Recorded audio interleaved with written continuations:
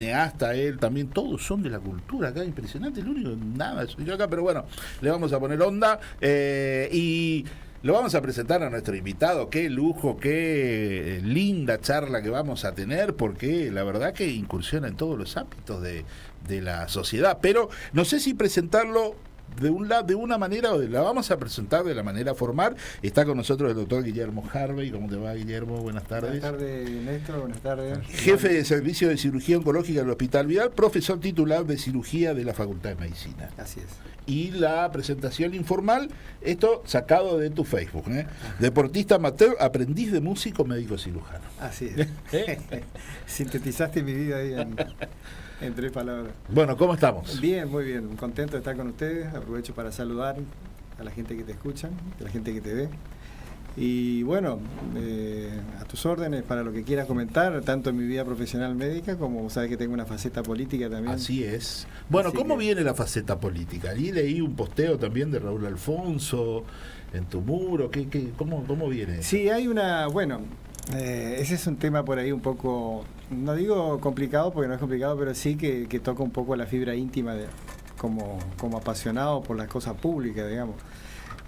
Nuestro partido es un partido, como vos sabés, centenario, tiene ya fundado hace más de 100 años, que tiene una vigencia y ha tenido protagonismo en la escena política prácticamente siempre en Corrientes, ha llegado a ser varios gobernadores.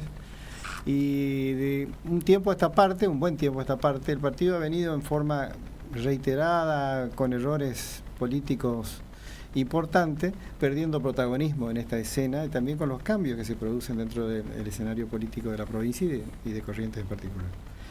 Esto ha traído a que nosotros asumamos en su momento con José Romero Brisco la presidencia de él y yo la vicepresidencia del partido, y luego una renovación, yo pasé a vicepresidente segundo por una cuestión de la ley de género, que tenía que haber una mujer entre medio de las listas, ¿no es cierto? Bueno, lo cual también estuvo muy bien, vino la doctora Cristina Figuerero como vicepresidente primero y yo quedé como segundo, y bueno, seguimos trabajando siempre con el objetivo de volver a nuestro partido a tener un protagonismo en el escenario provincial.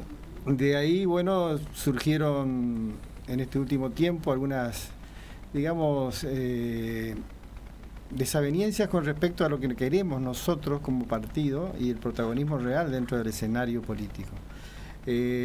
Nos vimos en la situación de formar parte de una gran alianza, en la cual la compartimos prácticamente todo lo que es la parte ideológica, pero por ahí en la parte de instrumentación de la alianza vemos algunas cosas que es como que estamos un poco como convidados de piedra, o sea, formamos parte de algo en la cual no decidimos absolutamente nada. A partir de ahí, bueno, fuimos proponiendo esto en los diferentes sectores del partido, hasta en este último momento donde teníamos un proyecto como partido para presentarnos en las PASO como partido autonomista dentro del espacio político de ECO más Vamos Corrientes, y fue negado esa posibilidad, diciendo que había un acuerdo tanto con la organización nacional de lo que es Juntos por el Cambio con la provincial, en la cual solamente iba a haber una sola lista. Nosotros consideramos que teníamos el derecho lo propusimos dentro del seno de la mesa del Partido Autonomista, la cual nosotros la presidíamos, pero era una cuestión para, digamos, tratar de hacer un planteamiento ante lo que es la organización de este espacio político para tratar de lograr este objetivo, y bueno, no tuvimos el apoyo de nuestra mesa directiva, o sea, de la totalidad de la mesa directiva, entonces consideramos que teníamos que dar un paso al costado porque no estábamos de acuerdo en la forma que se estaba llevando adelante, y creemos que la democracia se basa justamente en la capacidad de poder elegir, de poder, digamos, presentar a la sociedad candidatos de nuestro partido. La propuesta, la opción. No nos permitieron eso, entonces consideramos, y como nuestro partido no nos dio el aval y el apoyo que considerábamos que era el necesario, tanto el presidente, en este caso José Romero Brisco, y el mío, presentamos la renuncia y pedimos a mucha gente que nos querían acompañar que no lo hagan, porque no era una cuestión de desarmar el partido, sino que nosotros como conducción no podíamos seguir manteniéndonos al frente de una posición que no considerábamos la más correcta. O sea que este año electoralmente te va a tener afuera, digamos. Claro, fíjense que ya van a ver ustedes que la presentación de los candidatos ya están hechas y hay una sola lista. Claro. O sea, se está cumpliendo lo que decíamos nosotros. lo cual nosotros no compartíamos. Queríamos, como te dije, teníamos ese proyecto de poder postular candidatos del Partido Autonomista. Ya en la anterior elección, no sé si te recordarás, en el 21, Claro. presentamos nuestros candidatos y hicimos una muy buena elección. Salimos segundo dentro del espacio, digamos, largando casi 50.000 votos, lo cual es un volumen importante, y bueno, creíamos que podíamos crecer más aún siendo o presentando listas de candidatos propios, tratando de hacer una campaña que llegue, porque muchas veces ustedes habrán visto cuando van a votar que se encuentra uno con 50.000 boletas, todo el mismo color, todo, y prácticamente la opción real es más o menos ver los liderazgos más importantes y el resto queda en una situación. Entonces queríamos protagonizar digamos, no es debate, sino una confrontación dentro de lo que es la democracia, con las propuestas que tiene el Partido Autonomista, que son propuestas que vienen hace mucho tiempo, que son prácticamente las ideas que Alberdi plasmó en la Constitución para llevar adelante y conformar lo que fue después la gran nación argentina, que lamentablemente los populismos y los gobiernos desacertados han llevado a nuestro país, en vez de estar en los mejores lugares del mundo, en una situación, te diría que lamentable. Recién estaba mirando en el televisor que subió otra vez el dólar blue y que tenemos un desorden ya cuando es tan fácil, ¿no? Estructural, parece, ¿no? Que es tan fácil y tan difícil ponerse de acuerdo y decir qué es lo que queremos todos. Por ahí se pierde lo que hablábamos hace un ratito, el sentido de para qué está la función pública. ¿Qué son los funcionarios? Son personas como nosotros que lo único que tienen es administrar los recursos comunes en un pacto social para permitir el desarrollo del país. Y vemos que se ocupa para subsidiar malas costumbres, por decir de alguna manera. Te hago esta pregunta, se me ocurre ahora. Un colega, digamos, tuyo, como Facundo Manes, que quedó afuera, digamos, que decidió, bueno, es difícil, parece, que ingresar a la sí, política, es difícil, ¿no? Pero también fíjate que los médicos tenemos una ventaja sobre lo que nosotros estamos cuando nacen, estamos cuando se enferman y estamos cuando se mueren. O sea, estamos prácticamente toda la vida. O sea, la gente nos conoce, sabe quiénes somos. Claro. Por ahí podemos poder ofrecer algo que es muy importante cuando hacemos esto que decíamos recién, de administrar los bienes comunes. Es la confianza y la credibilidad a la hora de responder sobre bienes que no son propios. Nosotros vemos una cantidad, en lo personal, esto no lo quiero hacer institucional, veo como anécdota, te cuento, ¿no? El otro día veníamos de Asunción, habíamos ido, y al cruzar la frontera me encuentro con un cartel inmenso del gobernador, no quiero entrar en nombre ni nada por el estilo, de Formosa, qué sé yo, una megalomanía que no está muy bien eso, cuando él tendría que ser el más humilde de todos. Después cuando venías a Corrientes te encontrás con una serie de carteles también, o sea, yo creo en la democracia, pero en una democracia mucho más simple, más sencilla, donde los funcionarios no sean personas que estén por encima del ciudadano común, sino que estén al lado del ciudadano común para solucionar los problemas y no para generar, como vemos que pasa en la mayoría de los escenarios políticos, enriquecimientos que son a veces muy difíciles de demostrar. Yo creo que la bandera de la honestidad, del trabajo, de la honradez y de la trayectoria de cada uno de los que se presentan a la escena política debe ser valorada por la gente, y ese paso a esa instancia pasa fundamentalmente por la educación del pueblo.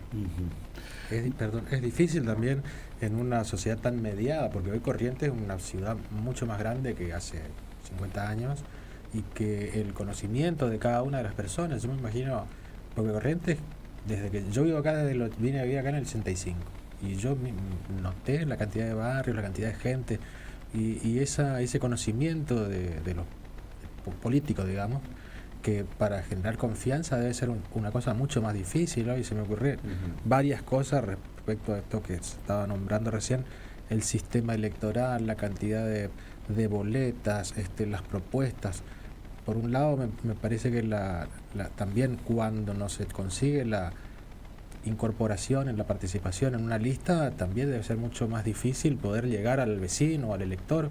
Sí, yo creo que hay que seguir predicando, porque yo me acuerdo de una frase, y quiero ser un poco teológico acá en este tema. Una vez vino un apóstol y le preguntó a Cristo: ¿es difícil conocer a Dios?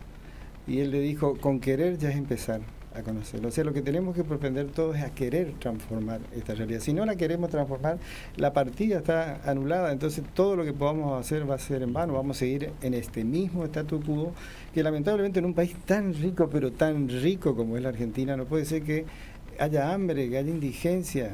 hay algo que no está funcionando y la gente por ahí no toma conciencia, y vemos lamentablemente que el gran arma para combatir todo esto, que es la educación, que lo dijeron los grandes hombres argentinos, como fue Alberti, como fue Sarmiento, que querían transformar la realidad de un pueblo totalmente bárbaro en un pueblo nutrido de educación, de desarrollo cultural, de todos los valores que hacen a una nación fuerte. Fíjense, digamos lo que era Buenos Aires en el principio del siglo, la gente, vos le decías, por ejemplo, a un peruano, a un brasilero, si quería ir a París o a Buenos Aires, y optaban por Buenos Aires 100 veces, por el nivel cultural, el nivel de desarrollo en todos los aspectos, hasta éramos, digamos, la París de Latinoamérica, y sigue siendo una ciudad preciosa, ¿no? Pero al margen de eso, lo que voy es cómo hemos quedado estancados. Ese análisis se debe al pueblo argentino. Tenemos que analizar por qué nos hemos quedado de esta manera. ¿Qué nos pasó que en estos años de democracia y la generación que hoy tiene entre 45 y 65 ha fracasado? Porque nosotros veníamos de nuestros viejos, en donde vos sabías que podías o no estar de acuerdo, pero ninguno se enriqueció, y siempre, desde el primer minuto de su vida, era con su trabajo honrado y su palabra, y eso no se cambiaba ni se negociaba, y si tenía que dejar el cargo más alto, dejaba, porque la palabra estaba primero y los amigos y nada más. Pero con el correr de los tiempos ha cambiado. Esa generación que vos decís que pertenecemos los dos. Exactamente. Vimos las dos cosas. Sí. Vimos nuestros padres, en las cuales había un culto a una cantidad de valores que hoy por hoy pasan a ser totalmente superfluos, sin ningún tipo de sentido. Entonces yo creo que tenemos que reconquistar esos valores en la Argentina. Hoy hablábamos también de todo eso, de lo importante que es revalorizar cosas que son fundamentales para que un pueblo pueda despegar y desarrollarse. Si no lo hacemos, bueno, veremos qué pasará en el futuro, pero yo creo que la historia nos está demostrando que nos estamos equivocando, y nos estamos equivocando mal. En vez de ser una de las potencias mundiales en cultura, sociales, en alimentar al mundo, tenemos campos riquísimos. Nuestra provincia es riquísima. Yo recorría, me acuerdo con mi esposa, cuando andábamos de campaña en el 21, yo le mostraba lugares y decía, yo no puedo creer que esto sea Corrientes, me decía, porque el correntino por ahí no conoce lo que tiene. Unos lugares hermosos realmente de todo tipo, y las riquezas que hay en todo. Somos una provincia productora de ganado, pero somos la segunda, creo que en el país, de producción ganadera, forestaciones, arroz, bueno, una cantidad de riqueza. ¿Qué pasa? Al no tener leyes que nos permitan hacer que el valor agregado de toda esa producción quede en la provincia y no vaya a terminar en el puerto, por esta mala arquitectura que existe en el país desde hace no sé cuánto tiempo, y una de las banderas de lucha que tiene el Partido Autonomista al cual yo pertenezco, han hecho que la provincia, lamentablemente, sus hijos tengan que emigrar para poder tener una posibilidad de desarrollo económico, salvo excepciones, ¿no es cierto? Pero la mayoría, y ahora en el país, que es otra cosa más lamentable, ¿no? Así es. Yo trabajé como docente 30 y algo de años, y recuerdo que finalizando los 80, llegando a los 90, trabajé en el Instituto Jean Piaget mucho tiempo. Y bueno, y lo que tenía de particular don Ángel Rodríguez era que nos hacía trabajar, nos hacía leer, y nos traía gente que hablaba, digamos, gente interesante. Y recuerdo muy bien una discusión basada, digamos, en una de las charlas que tuvimos, y que a todos los docentes nos resultaba muy difícil, digamos, era una mirada ya, que el docente había perdido toda autoridad, pero porque la autoridad se había desplazado al poder económico. Entonces ya nadie quería parecer un señor mayor que sabía mucho, sino que era joven y que exhibía cierto poder. Todo eso, esa valoración también, me imagino que tiene que ver con la penetración cultural de otras, ¿cierto?, que recibimos, digamos. Nosotros tenemos por ahí, los médicos nos gusta, somos lectores por naturaleza, pero leemos más que nada lo que hacemos, porque es un instrumento en el cual nosotros nos nutrimos para mejorar en lo que hacemos, y eso nos reditúa hasta económicamente, porque ser buen médico te reditúa. Pero en ese contexto de escribir y leer, una vez escribí como un ensayo y le puse el título Embollere, que quiere decir en correntino mezclado todo. Claro. los valores, ya Discépolo en su famoso Cambalache, y vemos que los valores empezaron en un momento de nuestra historia a mezclarse, a tergiversarse, a confundirse, hoy no importa quién es, sino qué es lo que tiene, las trayectorias, el esfuerzo, la honestidad, todo lo que hablaba recién Néstor. Son valores que están quedando de lado y se antepone a eso ese triunfo medio temporal. Ese modelo de éxito, digamos. Claro, ese modelo de éxito, esa es la palabra más correcta, un modelo de éxito de algo que en realidad no le hace feliz a nadie, porque al final el sentido de hacer las cosas, por lo menos en este plano, como decimos, es tratar de pasar a lo mejor posible, bien. Pero estas situaciones en las cuales uno, por ejemplo, forma su familia, forma sus amistades, forma una cantidad de cosas en base a un círculo de valores que cuando los pierde todo lo que le rodea. No es algo construido como habrá construido tu padre en base a su propio desarrollo personal, no porque le aparente al otro, venga al otro por su apariencia, sino por su verdadero valor, y eran amistades eternas, para siempre. Los amigos de nuestros padres eran amigos de siempre, sí. Nunca dejaban de ser, eran como hermanos de la vida, y todo esto hoy es como sujeto a esto que hablábamos, claro, de este éxito. Bueno, ahí se me ocurre, hay, digamos, otra idea, ¿no? Que con respecto a la profesionalización de todos los ámbitos de la política, porque hoy todos los políticos, me imagino, que se manejan con redes, que es uno de los medios, sobre todo los nacionales, ¿no? Pero también en la provincia. El gobernador comunica por Twitter el cronograma de pagos y todo. La contratación de community managers, o sea, la profesionalización de todos los aspectos de la comunicación. Incide. Pero yo estoy a favor de eso, sí. ¿No? Yo estoy a favor. Yo creo que la modernidad en ese aspecto ha sido muy beneficioso. El saber y el conocer de la gente es importante. Lo que pasa que viene aparejado alrededor de eso otros valores que hacen que se pierda, digamos, el verdadero sentido o los mecanismos por los cuales una persona se sentir plenamente feliz donde uno se desenvuelve. O sea, en el caso mío, yo siendo médico, yo soy feliz logrando éxito en mi profesión. No, a ver, y la gente la gente que se me acerca viene por lo que yo soy realmente, no porque por una situación circunstancial de exhibir una riqueza, no sé cómo llamarle. Sí. Y se acercan, y cuando se pierde esa luz, todos desaparecen como los bichos. Uno prende la luz y se pegan todos, apagar la luz y se van todos. Entonces vos no tenés una solidez en tu formación, en tu ambiente social, y esos valores son los que hablamos. Ahora, el avance social en base a las comunicaciones, yo creo que son espectaculares, tremendos los apoyos. Creo que la información y el conocimiento a través de esos medios existe el vicio de la cosa, como en todas las cosas. Claro. Pero en sí son muy beneficiosos. Es como hay una anécdota de un famoso matemático, Santaló, ya no vive más, pero era uno de los grandes geómetras del mundo. Y el ingeniero Atlántico Rodríguez, no sé si se acuerdan, Jorge Atlántico, fue rector de la Universidad Nacional del Nordeste, que fue el padre de mi difunta esposa, digamos. Lo trajo acá y entonces fue a recorrer escuelas, lo llevaba, era rector, y lo trajo a Santa Laura, como que lo trajeron al Papa, más o menos, para los matemáticos, ¿no? Y entró a una escuela y le dijo a los alumnos, le dijo, pregúntele cosas. Entonces le dijo, a ver, fulano, ¿cuánto es 2 por 2? Entonces sacó una maquinita y le puso 2 por 2.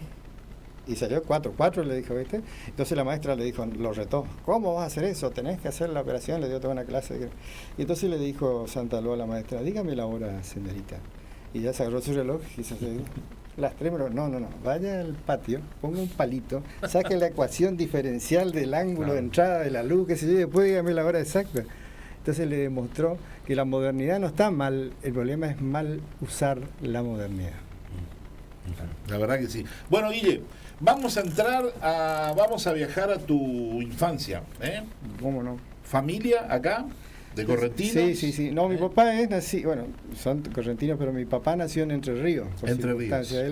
Mi abuelo era un productor agropecuario de Misiones, un hombre, un hacendado de Misiones, perdón, Entre Ríos, me escucha mi abuelo.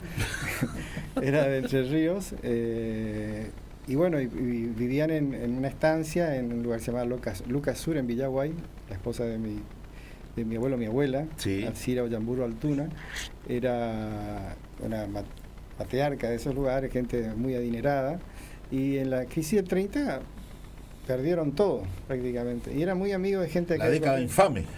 No, El 30. el 30 fue cuando, o sea, el principio del 30, cuando hubo la crisis famosa, ¿se acuerdan de la Wall Street en el 29? 29, Todo eso sí, hubo sí, un sí, gran sí, desfasaje sí. en todo el mundo. Acá repercutió después. Y Antes tardó- era más, bueno, pero en ese contexto tuvo... Y bueno, y ahí se vino por amistades que tenía con gente de Corrientes. Él era nacido en Curuzucuatiá. Vino a Corrientes y lo nombraron director de industria acá en Corrientes, en un gobierno, en un partido, era un gobernador liberal en ese momento. Y bueno, mi papá vino a estudiar a Corrientes muy chico, porque ellos estudiaban con institutrices que eran inglesas, estudiaban Claro, en el mirá campo, vos. estudiaban en el campo con su hermana, estudiaban en Y el campo. después iban a rendir. Pero ¿qué pasaba? Claro. Hay una película que, ay, no me acuerdo ahora el nombre, que contaba la historia de esas institutrices que Eso era muy venían. común en los campos, más o menos de cierto nivel, digamos, ¿no? claro. Venían, le contrataban, pero él hacía toda su formación, aprendían a hablar perfectamente el idioma inglés, ya de chiquitito. Papá hablaba perfecto el inglés, no tenía ningún tipo de inconveniente, o sea, lo tomó como lengua materna. Bueno, era otra época. Y de ahí vino a Corrientes, bueno, y desarrolló, y hay otra anécdota de papá, le preguntan, papá creo que era diputado nacional o algo así, y le pregunta a un periodista, le dice, doctor, mire usted que como que vino a Corrientes, qué sé yo, que nació en el campo, si hubiera quedado en Entre Ríos, lo que hubiera sido, sí, hubiera sido un productor agropecuario perdido en el medio de Entre Ríos. No, cuando entró en la Academia Nacional de la Historia, como miembro de la Claro, Academia Nacional de la mirá vos. Historia, ahí le hizo un Freddy, le contó, hubiera sido Claro. Un productor que usted no me estaría preguntando. Claro, como diciendo si no hubiera perdido todo y todo ese tipo de cosas. Papá rindió libre prácticamente toda la primaria, era un hombre muy inteligente. Hoy es cumpleaños. Oye, el Ah, cumpleaños, Hoy es qué cumpleaños. lindo. Pero qué ya festividad. está con Sí, por supuesto. en otro plano, ya está disfrutando de la... Pero bueno, ha dejado un gran recuerdo también. Así es. Bueno, ¿y cómo fue la infancia? Y bueno, mi padre y madre acá, Sí. se conocieron acá, yo nací acá, nací en el Sanatorio Litoral en el año 57, o sea, tengo 66 años ya, no aparento, pero... y bueno, tuve una infancia muy feliz, una familia muy bien organizada, padres contenedores, cariñosos, siempre estuvieron a mi lado. Todo mi día son recuerdos hermosos. Tuve pérdidas como existen en todos, ¿no? Pero me compensó. Ujú, ahí está. Viste, la vida... ¿Y esa niñez era de fútbol? ¿Qué hacía? Mirá, yo jugaba, cuando era chico jugábamos en el Salesiano, yo soy salesiano, hice la primaria en el Salesiano, jugábamos al fútbol en el Salesiano, yo era capitán de los crudos, no era muy bueno, digamos. Y bueno, y después de eso estaba más que de moda que otra cosa, jugábamos al rugby. Me golpearon tanto que tuve que abandonar. Y es un deporte que Nunca, tenés que... nunca fui muy bueno en ese tipo de deporte. Después me encontré que la parte acuática, que es una cosa que se ve que yo era un pescado y me metían en un árbol, ¿viste? Entonces no podía desarrollar mi habilidad en el agua, sí pude desarrollarme en el esquí, en Mirá todo lo vos. que sea náutico. Sí, cuando yo era joven anduvimos esquiando por todos lados, Qué lindo. íbamos al delta, teníamos como una selección acá Ajá. de esquiadores muy lindo. Escuchame, ¿y cuándo nació la vocación de médico, digamos? Te voy a contar, porque eso me han preguntado muchas veces y muchas veces lo he pensado, ¿cómo es que yo decidí ser médico? Porque Yo estaba un día venís de la abogacía, digamos. Todos abogados. Todo abogado. Yo estaba un día en el patio de mi casa y mi mamá desde arriba estaba colgando la ropa así, de arriba en la parte. Y me dijo, ¿qué vas a estudiar cuando sea grande? Y le dije, voy a ser médico. Me festejaron tanto, todo el mundo ahí en mi casa, que hasta ese día, seguía largo. Primaria, pasé a la secundaria, y de la secundaria a la facultad de medicina sin pensarlo. Y no me arrepiento porque realmente me desarrollé y logré plenamente desarrollarme como profesional en la medicina. O sea, estoy plenamente satisfecho porque si pude lograr todo lo que aspiraba, más de lo que yo creía en realidad. Pues yo cuando estudiaba medicina jamás pensé que iba a ser profesor titular de cirugía. Cuando yo veía en esa época a los que eran los profesores, eran personas inalcanzables. Nosotros nos sentíamos menos que una basura. O sea, para que entendamos algo, vos les enseñás lo que después nos van a operar a todos acá. Así es. En algún momento de la vida. Yo enseño no técnica, sino enseño patología quirúrgica. Yo lo que enseño son enfermedades que van a recibir tratamiento quirúrgico. O sea, hacer el diagnóstico y todo ese tipo de cosas. Clave lo tuyo. Y soy cirujano oncólogo, digamos, soy cirujano de cáncer. Mi especialidad es la cirugía oncológica y soy jefe del servicio de cirugía oncológica del Hospital Vidal, que es el hospital cabecera de la provincia de Corrientes. Bueno, Así o que sea, lugares claves Así es. para todos los ciudadanos, digamos. Y estadísticamente, ¿cuántos casos más o menos por año tiene el Mira, Hospital Vidal? nosotros tenemos en nuestro servicio un registro casi de 300 cirugías al año, o sea, casi una por día. Claro. tenemos una gran producción y una gran experiencia, y también la parte privada, ¿no es cierto?, que es lo que nos permite también tener un mejor estándar de vida, digamos, porque un sueldo hospitalario no nos te permite llegar a tener, digamos, hoy por los valores que se manejan como, digamos, los límites entre indigencia y muy bajo pobreza. Ganamos mal, sería mucho mejor ganar mejor y dedicarse a full a todo eso, ¿no? Porque es lo que nos gusta, porque es un ambiente donde tenemos todo armado, todo bien, nosotros nos sentimos como en nuestra casa en el hospital. Bueno, tengo 40 y tantos años ya de médico, así que... Bueno, volviendo, ¿cómo fuiste atravesando las distintas etapas de la vida? Eso me interesa siempre. Bueno, la primaria fue muy linda. Con la política, con dictadura, regreso a la democracia. Yo siempre lo tuve a mi papá, a mi padre como un ejemplo. Siempre lo admiré mucho. Nunca tuve esa etapa, viste, que dicen que primero lo querés, después lo combatí. Sí. Yo siempre lo admiré porque fue un hombre muy bueno y un hombre muy presente y siempre estaba para apoyar. Era un hombre que hacía cosas y nunca, viste, eso como se dice ahora, pasar factura o algo, bueno, y te enterabas por ahí era un hombre que hacía las cosas porque las sentía, tenía ese don. Y bueno, estudié la secundaria, la hice en el Colegio Nacional, pues ahí teníamos que ir. ¿Sí o sí? Sí o sí. Estuve en el Colegio Nacional, ahí hice muy buenos amigos, que mi camata, por ejemplo está Emilio, el viceintendente actual, Anari, bueno, muchos amigos muy buenos que hasta el día de hoy seguimos siendo muy amigos. Estuve bien, también pasé muy bien, y luego fui a la facultad. La facultad terminé en tiempo normal, digamos, como corresponde, nunca fui nada del otro mundo, pero bien. Y luego pasé a la facultad, donde ahí sí empecé ya a estudiar medicina. Primero me costó un poco la morgue de entrada, pero después me gustó mucho. Ese es el momento cumbre en donde te das cuenta si vas a ser o no médico. A nadie le gusta. ¿A nadie? A nadie. Lo que pasa es que todos decimos que nos gusta porque tenemos que ser médicos. Pero nosotros somos personas como cualquiera y sufrimos el dolor del otro como cualquiera.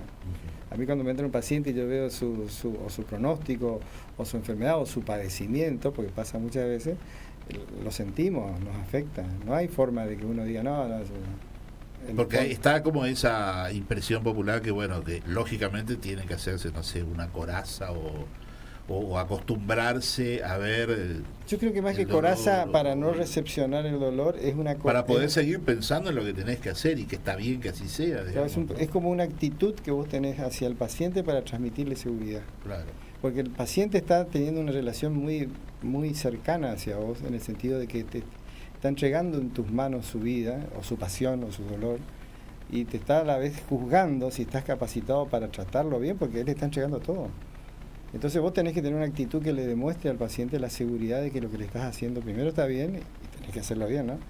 Y segundo, que él se sienta totalmente contenido y con la confianza suficiente para poder hacer esa entrega que es importante para poder llevar adelante cualquier tipo de tratamiento. Y eso, en el área en que yo estoy, que es un área bastante compleja desde el punto de vista de las cosas que se juegan, sin duda hay un ida y vuelta con el paciente muy fuerte, y eso nos afecta a todo. El que diga que no, miente, porque no es así. Además, pero la palabra cáncer ya es una cosa y está marcado en nuestros genes. Hoy por hoy el 50% de los tumores se curan.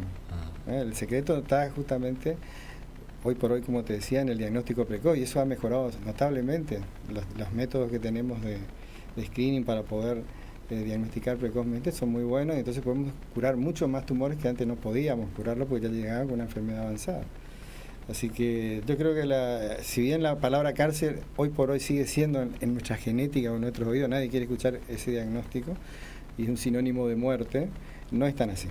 Hoy por hoy el cáncer es una enfermedad más crónica, que uno la puede volver crónica todo el tiempo, la puede controlar, la puede solucionar, y en un 50% de los casos la puede curar. ¿Cómo se preparan los profesionales para decirle a una persona que tiene precisamente un diagnóstico de cáncer? Acá hay como escuelas, pero en realidad hay una sola escuela. El paciente tiene derecho a saber lo que quiere saber. Lo que no tiene que hacer el médico es imponer la información que el paciente no quiere recibir. ¿Cómo sería eso? Claro, yo puedo explicarte una misma cosa de 10.000 formas diferentes, sin que una de ellas sea agresiva. No puedo venir a decirte, señor, tiene 3 meses de vida, se va a morir en 3 meses. Es como, no, yo puedo venir y decirle, mira, no, estamos ante un problema, tenemos que pelearla, va a ser difícil, hay tal cosa, tal otra, te hace la pregunta que nos hacen muy comúnmente, ¿y cuánto me queda de vida, doctor? Y entonces yo le digo, ¿y cuánto me queda a mí? ¿Quién lo sabe? O sea, le paso la incertidumbre de darse cuenta de la relatividad que tenemos todos en esta existencia. O sea, todos estamos con una sentencia exactamente igual. Nadie se escapa de acá vivo, ¿no? Sí. Entonces no la tomes tan en serio, decía, porque no vas a salir vivo de ella, ¿eh? La vida es una cosa. ¿Y el entorno familiar? El entorno, sí, bien. Tengo una hija que es un orgullo realmente como persona, como todo. Ella está viviendo ahora en Costa Rica. ¿Qué hace en Costa Rica? Ella está en el arte de vivir, ella es como la coordinadora de todo el país ahí del arte de vivir. Se metió en este tema, se embaló mucho, le gustó y estuvo mucho tiempo en el Uruguay, en Punta del Este, lo cual me permitió viajar a visitarla seguido. Y ahora voy a hacer mis veraneos en el Centroamérica. ¡Qué lindo! Muy bien. Así que muy contento, una chica muy buena, es licenciada en psicología, cumplió con todos los roles, digamos, de hija de completar y bueno. Está muy bien, la chica la veo feliz, la veo plena y eso es lo más importante, ¿no sé? ¿Y se la extraña? Claro, totalmente, todos los días. ¿Y por qué la ambición política? La ambición política. La ambición política tiene algo que ver también con lo que yo te decía hoy, como la medicina, por ejemplo. Yo te digo, yo tenía la imagen de mi padre como muy importante. Mi papá ha sido un hombre político toda su vida. Mi padre ocupó muchos cargos en la política. Y bueno, a mí siempre era una de mis digamos, metas tratar de ser como él. ¿Profesor en la facultad de...? Papá era profesor extraordinario de Historia Constitucional Argentina, de Derecho Público Provincial y Municipal. Y fue miembro de la Academia Nacional de la Historia. Han llegado muy pocos en Corrientes, creo que ahora está Ramírez Brachi, creo que está ahora. Ramírez Brachi está como ocupando el sitial que fuera de papá en su momento, ¿no? Y bueno, y así entonces, teniendo ese paradigma y esa imagen, un día cuando se reinicia la democracia en la Argentina, en el año 82, 83, bueno, en el 82 empezaron las primeras reuniones, conversaciones. Papá me dice, andate a la juventud del partido, ahí tenés que participar, el Partido Autonomista. Y bueno, me fui, entré, vi luz y subí, se golpeé, estaban una cantidad de caras conocidas ahí, muchos amigos. ¿Quiénes estaban así, reconocibles? A ver, te voy a decir, estaba Marcelo Brear, fallecido. Marcelo Brear. Estaba Chuleta Vergadán, estaba Pomo Galarza, estaba también ¿cómo se llama el gordo de Goya que murió, pobre? Que fue ministro y todo acá. ¿Díaz Colón? No es Díaz Colón, es Colombo. Horacio Colombo. Bueno, es un grupo grande. Estaba Casco, Rubén Darío Casco. Y había dos sectores ahí en eso. Yo entré y me senté así como en el último lugar ahí, ¿dónde estaba? No tenía ni idea, estaban todos debatiendo y hablaba, bueno, yo mirá cómo hablan esto, qué sé yo. Y bueno, había dos sectores, uno que eran los que representaban al interior de la provincia y otro que eran los de capital, digamos. Eternas siempre divisiones de la política correntina. Y pugnaban quién iba a presidir la juventud porque se venían las... Y bueno, entonces yo empecé a hablar con uno, como le conocía a uno, le conocía al otro, empecé a hacer una especie de conciliador ahí de la reunión ese y terminé ahí dentro de la dirección del partido, digamos. Bueno, yo estaba ya en esa época prácticamente ya era médico, o sea, ya me iba a formar en la especialidad, así que me alejé un poco de todo lo que era y después cuando asume Pocho de gobernador en el 83 me pide que sea su secretario privado y después recién en el 85 yo asumo, digamos, ese cargo y me quedé con él los últimos 3 años, 85, 86 y 87. Como secretario privado del gobernador, lo cual me abrió de entrada a conocer a todo el partido autonomista de la A a la Z, no hay paraje ni rincón en esta provincia, gracias a Dios que yo no la conozca. Y donde yo voy, tengo un amigo, una persona que conozco, algunos ya no están porque son de otra época. Yo era muy joven, tenía 27 años, 28 años, y los otros tenían 40, 45, 50, imagínate, era el nenito que andaba. Hay una foto en una reunión de gabinete que yo me paraba así como para no quedar tan enano. Y bueno, y después de eso volví a la medicina, y ahí terminé mi formación, me fui a España, estuve haciendo cirugía de tórax en Barcelona. Después volví, me dediqué a la profesión, y en el 93 me piden que asuma como subsecretario de Salud Pública, lo cual ya era más en mi área. Bueno, entré ahí, terminé como ministro de Brayar y de ahí hasta la fecha nunca más. Ya me dediqué a la profesión totalmente, a la carrera. O sea, aparte me tocaron un poco, me estimularon. Viste que la adversidad por ahí estimula. Yo estaba en un gobierno, de golpe cayó ese gobierno, ¿se acuerdan en esa época? Sí. Y yo de golpe tenía nada. Pues encima, no, como dicen, no hice reserva, como dicen algunos que tienen, no, tuve que salir, me puse el overol, hice una promesa con la chaquetilla, no me saco 10 años de overol, hasta dormía con el overol. Y me puse a trabajar, y los que me trataban mal, en ese momento en el hospital, digamos, por el hecho de haber participado, digamos, en cierto... Me estimularon de una manera terrible y hoy les agradezco a ellos, los que me decían, no, vos no servís para esto, o sea, nos trataban mal. Me tocaron el amor propio de tal manera que hicieron que yo me pusiera... Yo estaba todo el día operando, todo el día no salía del hospital de operar y dedicarme a la docencia, y eso me permitió crecer, presentar trabajo científico, escribir un libro de cirugía, hacer 1000 cosas que me permitieron a poder después, primero ser adjunto en cirugía y después rendir como titular y ganar la cátedra, no sé, lo cual fue para mí una de las... Y le pude regalar a mi papá antes que se muera ese título de profesor universitario, que él había sido, después el único que le salió, digamos, docente en la facultad. El gobierno del 99 cayó ¿por qué considera? ¿Fue justo, fue injusto, fue víctima de sus propios errores? Fue una consecuencia de sus propios errores. Yo creo que todo lo que pasa muchas veces es consecuencia, o la mayoría de las veces es consecuencia de errores que se cometieron. Yo creo que estamos a tiempo suficiente como para poder analizar esas cosas, porque cuando es muy inmediato, por ahí hay muchas pasiones que te hacen ver mal la realidad. Hoy por hoy fue una cosa, si bien las causas se pueden analizar, el continuar no sé qué hubiera pasado. No fue mejor lo que vino, no creo, pero yo creo que se agotó en sí mismo ese gobierno. Se agotó porque hubo una duplicidad también de mando, de un gobernador que tenía un intendente que tenía que ir a la intendencia, hay una cantidad de cosas que no funcionaban. Entonces eso hizo que se desgaste, eso hizo que la oposición se haga más fuerte y hubieron una cantidad de transiciones que generaron la caída del gobierno, ¿cierto? Un juicio político dentro del marco de la ley que me hizo destituirlo primero al gobernador y después al vicegobernador, quedando el vicepresidente que era Perier, ¿te acordás? Perier. Sí. Y Perier, luego que vencía su mandato a fin de año y asumía el que era el nuevo vicepresidente primero del Senado, que era Tomasella, que murió hace poco. Carlos Tomasella, Carlitos Tomasella. Tomasella no le permiten asumir la gobernación, se genera un conflicto de poder y se interviene en la provincia. Y a partir de ahora son estos 20 y tantos años de radicalismo corriente. Qué bárbaro, ¿no? ¿Cómo se escribe la historia a veces? ¿Cómo se escribe? Nosotros, ¿quién iba a pensar en el año 93, 95 que alguien le podía sacar ese esquema de gobierno de corriente? Y sin embargo caen, así que el gran consejo es, nadie es eterno. Cuiden.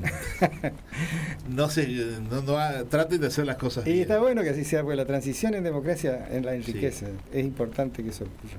Cuando se perpetúan los esquemas de poder y la política se transforma en un instrumento de dominación, entre comillas, de una sociedad, hace que esa sociedad vaya a una eclosión que haga que lamentablemente genere un problema, digamos, de falta de paz interna y una cantidad de cosas que no son buenas para ninguna sociedad. Yo viví en el Chaco hasta fines del 99 y me mudé para Corrientes en uno de esos intersticios que se levantó el corte del puente y me iba a trabajar al Chaco en bicicleta, o sea que no estuve, no viví acá, digamos, en esas épocas, pero hay algunas, o sea, yo del Chaco veía una provincia pujante, con inauguración de edificios, con inauguración de escuelas, por ejemplo, y también muchas acusaciones de corrupción, ¿sí? Que eran lo que llegaban como noticia del otro lado del puente, digamos, y con el paso de los años yo veo que muchas de las obras siguen estando. El cardiológico creo que es una de las obras ¿cierto? de esa la mayoría época. de las obras que vos ves son obras hechas por el pacto económico. Y a veces entonces yo miro el pediátrico, miro la realidad en la que vivimos también. ¿Y el pediátrico? Claro. El pediátrico lo hizo. Mi pregunta iba a si no tenemos que tener la comunidad política un poco más también de responsabilidad a la hora de jugar el presente, porque a veces hay acusaciones cruzadas, o sea, se juega una política de mucha descalificación. Así es, lamentablemente. Cuando tendrían que ser los principales ejemplos de la sociedad quienes nos comanden, lamentablemente eso no pasa. Y no hablo puntualmente de nadie, sino generalizo porque es uno de los males que tiene la Argentina. Nosotros tenemos una cantidad de gente que está sometida al poder político, por el solo hecho de depender de un salario ya hay un sometimiento. Entonces hay que propender a que se desarrollen cada uno y tenga algo que es fundamental en lograr la realización como persona, que es la autoestima, conservar la autoestima, y la única forma de conservar la autoestima es con dignidad, y la dignidad se logra exclusivamente con el trabajo. O sea, yo traigo esto a la mesa donde comen mis hijos y me lo gané con el sudor de mi frente. Si te regalan, ya te quebraron, ya te ganaron, porque vos vas a depender para seguir llegando a eso de otro. Cuando vos dependés de otro, lamentablemente, a la corta o a la larga te van quebrando. Yo creo que hay que cambiar, hay que reestructurar, esto es lo que decíamos también hoy, hay que reestructurar el contrato social argentino, hay que volver nosotros tenemos una constitución riquísima, pero no se cumple, viene una persona y te le corta una ruta, y las fuerzas de seguridad nuestras, las que están, no te hacen, no te defienden, no te protegen, no están cumpliendo la ley. Entonces si no se cumple la ley es como cuando vos jugás al truco, vos me ponés la de espada, yo te pongo el 4 de copa y te digo te gané, no, pero yo tengo, no, ¿qué me importa? Yo te gané. ¿Para qué están las reglas entonces si no podemos jugar a nada? Vamos a tener naipes en la mano, pero no vamos a estar jugando a nada. Por eso es importante la ley, el imperio de la ley es fundamental. Y ahí donde tienen todos los estamentos de la sociedad responsabilidad. Tanto los jueces, como los legisladores, y como los que son del Ejecutivo, y también el pueblo en general, que no asimile, no participe de ese tipo de cosas, sino todo lo contrario.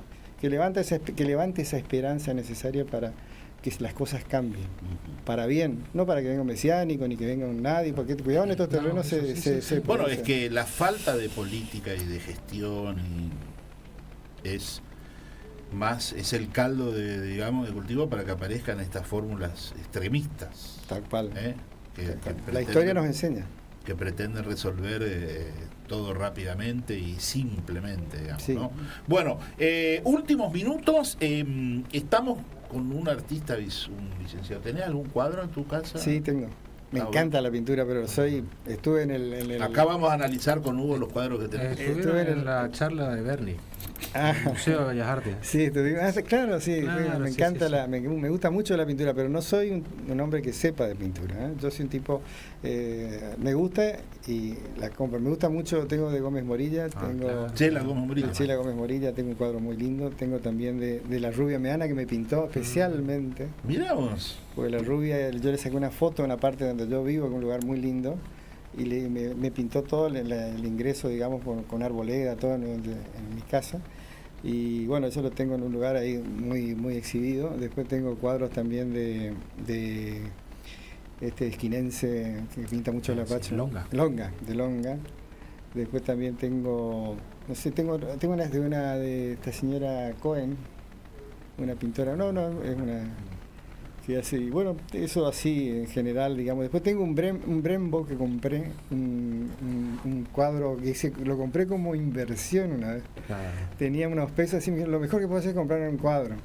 Y no sé lo que valdrá ahora, pero un Brembo de un autor italiano que ya está fallecido, que es realmente excelente. Después si algún día si vas a casa te lo voy a mostrar, está muy bueno. Y ya me enamoré del cuadro, así que dejó de ser una inversión para transformarse en parte de mi... Es que bueno, yo tuve la oportunidad, no sé si tenemos tiempo. Tenemos. Yo fui alumno de Chela Gómez Morilla 5 años en la Josefina Conte, así que... Bueno, 4, perdón, le estoy agregando 1, pero porque eran muy intensos. Y era una persona, para empezar, nosotros admirábamos la calidad de su pintura y toda su meticulosidad. Éramos muy pocos, éramos 11 cuando terminamos el magisterio y no nos dejaba tomar mate porque porque la pintura es tóxica. Pero a las 5 y algo de la tarde ella se retiraba porque era la hora del té. Así que nosotros aprovechábamos, poníamos chamamé y salíamos pintando, y tomábamos unos mates, salíamos a tomar unos mates, qué sé yo, porque eran, claro, entrábamos 2:30 y hasta cerca de las 7 de la tarde era un tirón largo de pintada, ¿no? Era que... Y Chile tiene un estilo que claro. A mí me gusta, así, de mucha luz, mucho color, mucho... Claro. Bueno, y ella fue una de las alumnas destacadas de José Negro. Y yo en el año 2007 el Josefina Conte cumplió 100 años y en el 1920 uno de los primeros egresados de Josefina Conte fue José Negro. Así que tuve la oportunidad de entrevistarla, me contó un montón de historias de don José Negro, me dio una foto, o sea, le pude sacar fotos, qué sé yo, y ella se quedó con la cátedra de José Negro, podríamos decir, y heredó su temática y su digamos, la acuarela y el óleo y los lapachos eran la identidad prácticamente de José Negro. Así que continuó y la desarrolló y después le fue haciendo agregados. Hoy ya no se parece en nada, digamos, hoy ya es un estilo propio muy reconocible. Pero suelo ir a veces a museos. Estuve en Reina Sofía en España viendo lo del cubismo de Picasso, claro.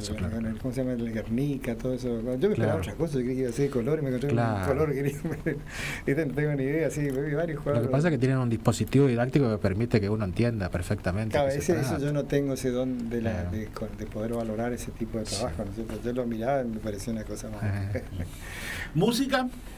Me gusta la música y toco la guitarra más o menos, pero algo toco. Pero toco solamente a mi esposa. ¿A ella nomás? ¿sé serenata? Sí, le canto todos los días. Todos los días. ¿Qué le cantás? Y todo, tengo músicas románticas. Le canto. Hay una que me sale bien y le canto muy seguido. Luis Miguel, latinos, internacionales. Sí, por ahí boleros y por ahí algunas músicas en portugués brasileras que son el romántico portugués muy bueno. Bien. Boler de 40, ¿conocés? Ya de Boler. Sí, Roberto Carlos me parece. Roberto Carlos, sí. Roberto y Erasmo Carlos, y bueno, 70 por ahí. Pero en vez de decir de 40, digo de 45. 45, ahí está. Bueno, pero ¿y vos qué escuchás? Así. Bueno, a mí, además de la guitarra. La verdad que, o sea, me gusta la música, pero no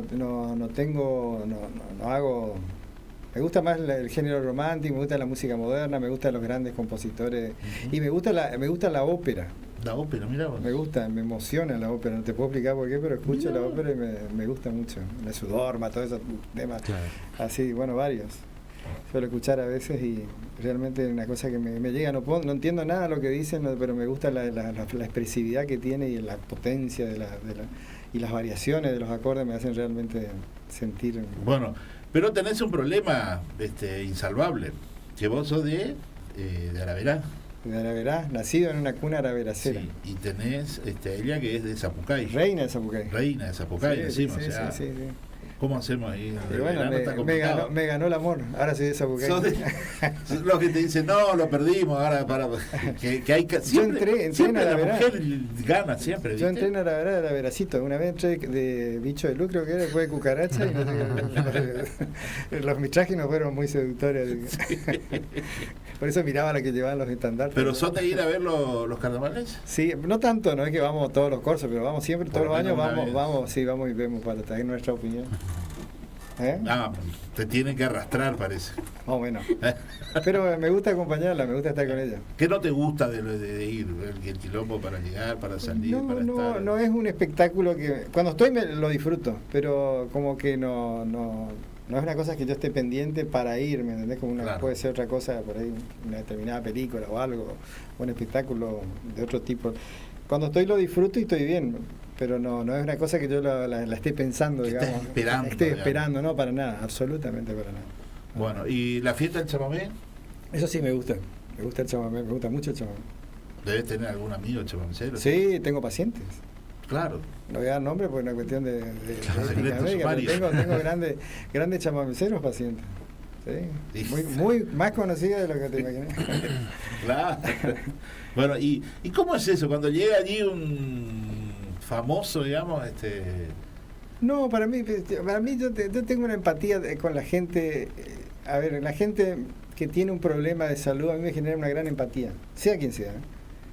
Hay algunos que son tóxicos, yo me gusta domarlos, los tóxicos. ¿Cómo es un paciente tóxico? Un paciente que viene y te hace una contratransferencia, por ejemplo. Te dice, yo tengo esto, pero el otro médico me hizo tal cosa y si no me queda igual, te está amenazando con una contratransferencia o te empieza a poner, ¿cuánto me va a cobrar, doctor? No, ¿cómo va a hablar de dinero? Ahora vamos a hablar primero. Claro, ¿qué es lo que le pasa? ¿Qué sé yo? O sea, hay pacientes que son agresivos y tóxicos. Y otros que vienen... Pero aparte, ¿cómo te ves a ser agresivo? Nadie te va a salvar la vida, digamos. Bueno, pero hay veces que hay de todo. Entonces, a eso es lindo domarlo, en el sentido de tratar de conquistarlos. Y después está el otro, el que es muy sumiso, el que viene muy entregado, que más bien es que por ahí la gente muy humilde en los hospitales, a veces a eso hay que levantarlo. Hay que tratar de hacerle mejorar su autoestima, sentirse querido, venir, verlo, atenderlo, curarlo, estar con él, tomarle el pulso, tocarlo. Hay que tocar al paciente, que se sienta que está contenido, entonces se siente querido y se siente bien y mejoran y se cura mucho más rápido. Es impresionante. ¿Has tenido alguna pelea con algún paciente así? No, nunca. Nunca. Que yo recuerdo ninguna. Nunca. Siempre he tenido buena relación con los pacientes. Nunca tuve ninguna acusación ni juicio de mala praxis en más de 40 años de ejercicio de la profesión. O sea, el gran secreto es tener una buena relación con el paciente. Tener una buena relación y tener buen trabajo también, ¿no? Por supuesto. Hacer bien las cosas, pues si entra más gente a los pavotes ahí, por supuesto. Por más simpático que sea, te va a ir. Bueno, hace poco fue inaugurado el Instituto de Oncología, ¿no? No, el Instituto de Oncología es un proyecto que se está cumpliendo. Pero es nosotros lo que tenemos es un centro oncológico en el marco de un hospital. Pero la idea es sacarlo, hacerlo como... Ahora se va a hacer un lugar donde va a haber, en una primera etapa, pienso, lo que pasa es que los tiempos van pasando y uno como que va quedando en el tiempo, ¿no? La primera etapa va a ser más de diagnóstico y tratamiento radiante. Se ha comprado un equipo de tratamiento de rayos, muy sofisticado, muy moderno, una inversión muy importante de la provincia, y lo van a instalar ahí en la zona, digamos, que está atrás del Carrefour. Suiza, lo están haciendo, claro. Lo están construyendo, está avanzado. Ahí va a haber un búnker importante con un equipo de radio de primera generación y algunos elementos de diagnóstico, como puede ser resonador, un tomógrafo y alguna otra cosa, mamógrafo y algunas cosas para hacer diagnóstico en una primera etapa. No va a haber internación todavía. Nosotros tenemos internación en el Hospital Vidal y si fueron alguna vez van a ver qué lindo que es porque está muy bien puesto, la gente tiene un lindo lugar. Yo me acuerdo cuando yo era estudiante, oncología era un lugar donde no queríamos ir. Porque era un lugar, estaban enfermos difíciles. Claro. Y la vida, ¿cómo te lleva? ¿No? Porque yo no quería ser oncólogo. Yo estaba me acuerdo en la guardia, que se me decía, vayan a oncología, y era como ir a oncología, era medio complicado hacerle tal cosa en oncología.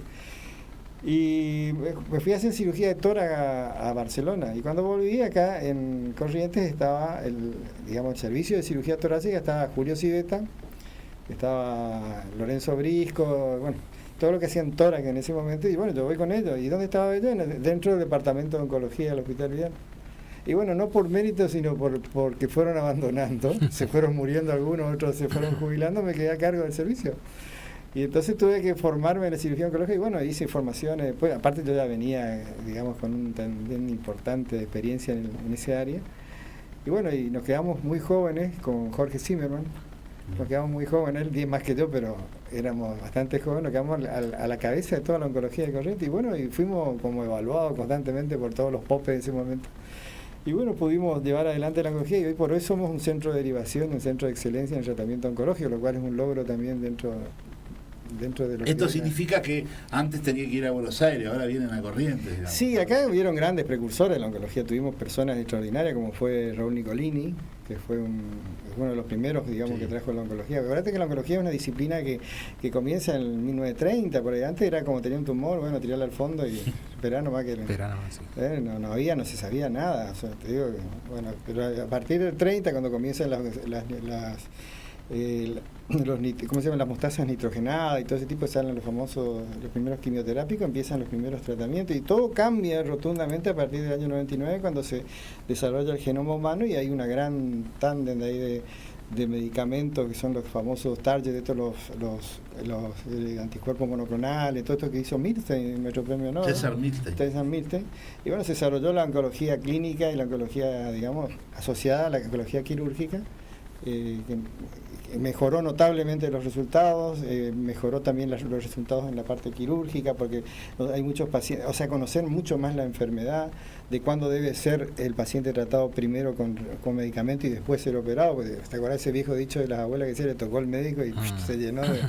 Bueno, tenía razón las abuelas, no eran tan tontas, veían las consecuencias por ahí de no manejar correctamente. Por eso la oncología tiene bemoles, son 200 enfermedades diferentes con diagnóstico, tratamiento, anatomía, todo totalmente diferente. Debe ser una de las especialidades más complejas que hay. Tienen un patrón similar que es la alteración celular que se produce.